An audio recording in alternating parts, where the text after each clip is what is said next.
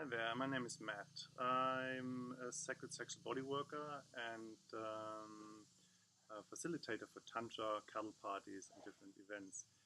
What I would like to talk today is about the differentiation between giving and receiving. So normally when we give something, we associate that with doing. So when I give something, I do something. But what is if I separate the action doing from giving? That meant is when I'm actually do something and receive instead of giving. How that looks is when I just take an object, whatever that might is, and I'm not starting with a human body, I'm starting with any kind of object like this piece of wood, and I touch that the way how it just feels just good on my skin, on my hand, for myself.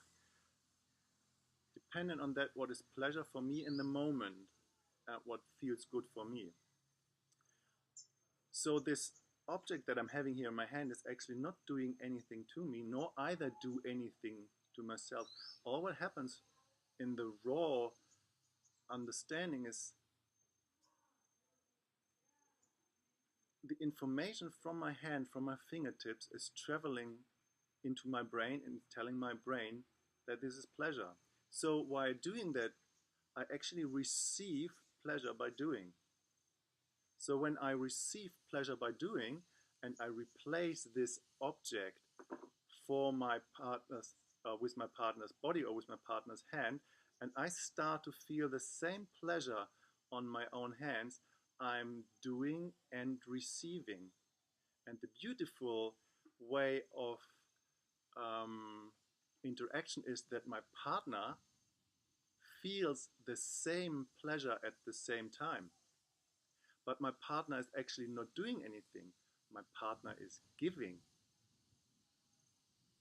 So whenever my partner is giving, I'm receiving and I'm in an action for my own benefit. If I expand this action from my hand on my entire skin and I include my genitals in that, it can be a dance when both at the same time having the same action, both doing and receiving while giving each other permission and are responsible for their own boundaries.